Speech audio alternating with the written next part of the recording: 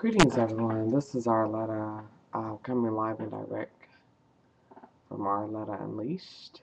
And think that now I'm finally ready to proceed with my lessons in love, my 2 days as a hoe in training. You must excuse me. I've been having some bouts with some allergic reactions the last 2 days. My eyes are itching. I'm not really congested, but it's all good. So, what have I been up to? Oh, pretty much when I went to LA, I had this interesting encounter. I'm sorry, with this brother that I ran into or had met, and it was pretty interesting because I've been very successful up to this point at really essentially controlling how men respond to me, how they approach me, and how they read me. And it's always been on my terms, pretty much. I want you to see what I project and how I want you to respond to me in the way that I choose, as opposed to the way that I really am. And I did that for a variety of reasons, which I have discussed in different blogs. It was mainly a form of protection, and then out of my own fears and insecurities and not really trusting myself.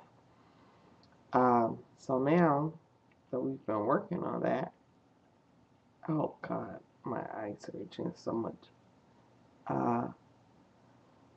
I've started to crack the shell.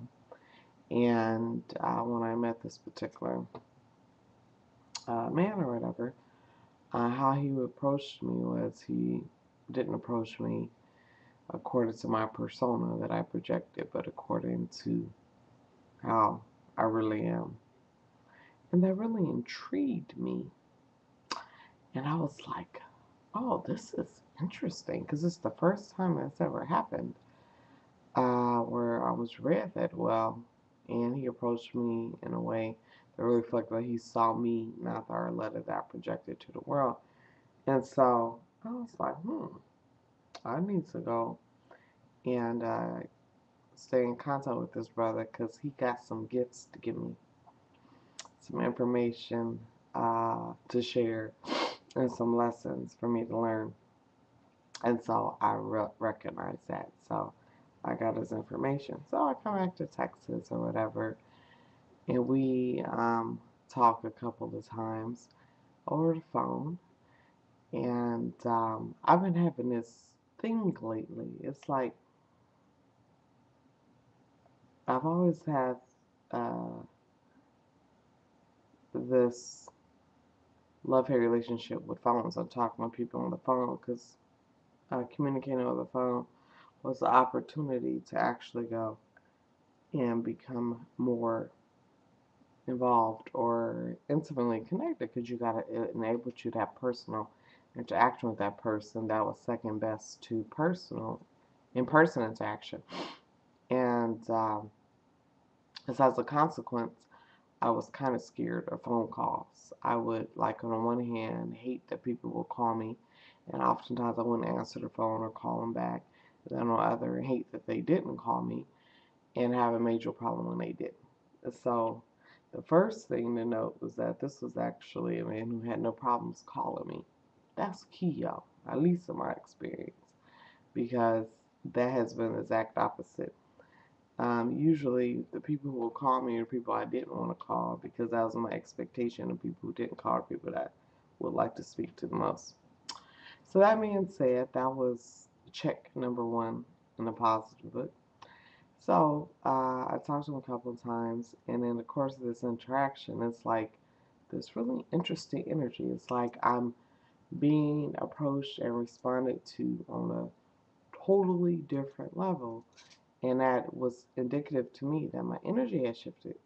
And so, what really put the uh, icing on a cake um, was when he told me that he was a pimp. And I started cracking up. I was like, You know what? That only makes sense because I have very interesting combination of feelings and perceptions and opinions of pimps, but if nothing else, they're really able to read women well and take women's desires, needs, insecurities, and programming and manipulate them for their own ends, and usually turn women against, act out of their own best interests, or the women allow them to. They don't do it without permission. But when he told me that, it didn't faze me. It kind of made everything else that he had said or did made sense.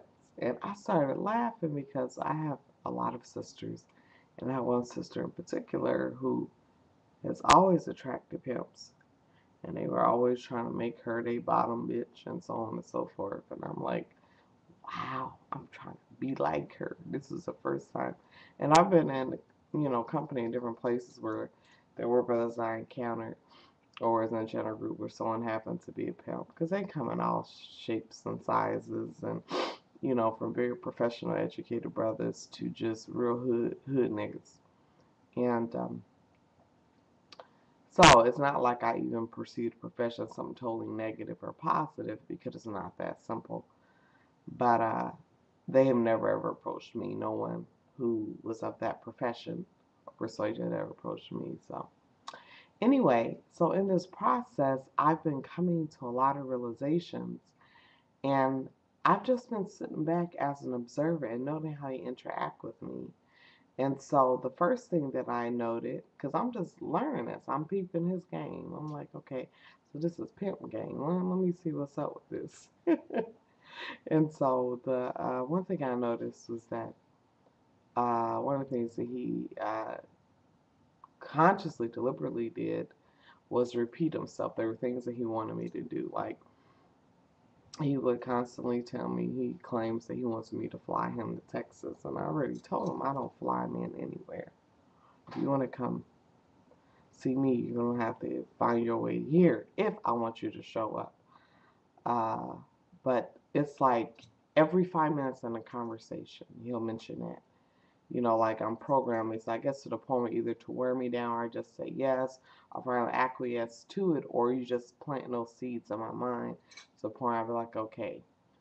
Because when you talk to women who are hoes, it's like they're in this straight jacket kind of a box, and they have this certain thinking, and you can see they've been severely brainwashed. But I guess if you tell somebody enough times something about themselves or something they're going to do and will do, it's sheer repetition that works obviously very well. It's rather crude but effective.